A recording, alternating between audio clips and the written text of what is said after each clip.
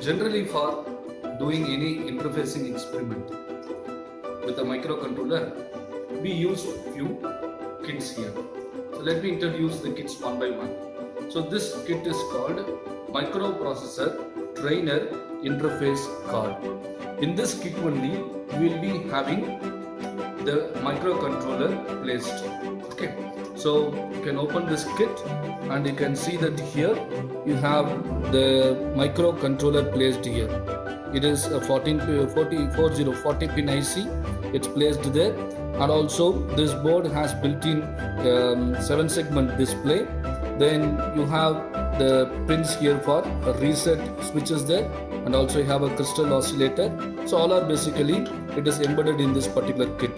Now, in order to communicate this microcontroller with the external world, what do we have? We have the inode ports confined here actually. So all the inode ports are connected to this particular connectors here. So from here we can connect it to any other devices over here. And this particular setup here, you can see that it's for power. So this is used for connecting the power supply unit to the microcontroller. And also this one, it is used to program the microcontroller with the help of the computer. As we do it, we will get to know how to do it. Okay. Then the next equipment, what do we need here? Power supply. So this is the power supply unit. So using this we can provide to the power supply unit of the microcontroller board. This particular pin connector will be used, and we can connect it to the microcontroller. Then here you can connect your AC power card, and here you have the switch for this particular power supply. So once the switch is on, this LED will glow, that indicates that the power is on. Okay. Then so here this is a stepper motor kit. Okay.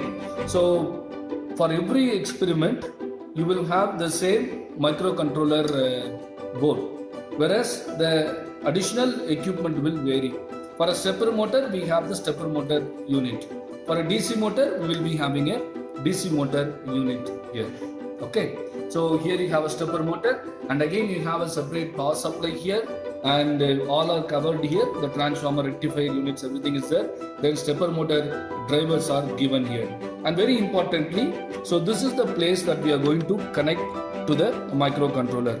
So from the microcontroller, you can see that from the microcontroller, we have a unit in the microcontroller here, right? So from here, it will be connected to this particular port here. Okay. And also, in order to connect the system, with the microcontroller, we have the RS-232 connectors here. So this end, you can see that this end is connected to the computer. In computer, there will be a serial port. Through this will be connected, and this end will be connected to the microcontroller interfacing kit that we have seen earlier. Okay. Now let us see that how to execute a stepper motor program. So after writing the program here, so we use a C program here. After writing the program, you can just what you have to do, you have to right click and build a target. If you right click and build a target, then you will be able to see that the errors are 0 and 0 warnings. And very importantly, what do we need? We need to generate a hex file, isn't it? So right click on the target, select options for target, and here you enable the create hex file. Okay. So what you can do is just you can select that create hex file and open it. So once again I do the rebuild target. Now you can see that here at this plane, at this part, hex file is created. Okay. So after the hex file is created, the next thing what you have to do is, on the desktop there will be an icon called ISP. So double click on this ISP, a window will pop up here, and here you have to select the device first. So we are using 89S52. So select this particular device and click open file, and as you open the file, you will be able to browse to your stepper motor hex file that we have created. So here it shows that it's created the stepper motor.hex file. So select this file and click open and click open. So once this is done, next what we have to do, you have to right click, you have to select the right option. So before you select the right option, ensure that your kits are on. You can see that the power supply is on here, and also the power in the stepper motor is also it is on. Okay, that indicates that your stepper motor is on. Okay, now so what we have to do, just what we have to go to the right option. In the right option, since we already selected the hex file, it will be written here. So now if you look into it, for the given program, now the stepper motor is rotating in anti-clockwise direction. You can see that in the towards the left hand side it's running, so it is an anti-clockwise direction. Okay, so now let us see how to configure the program for the clockwise direction. For clockwise direction, what you have to do, you have to give 9A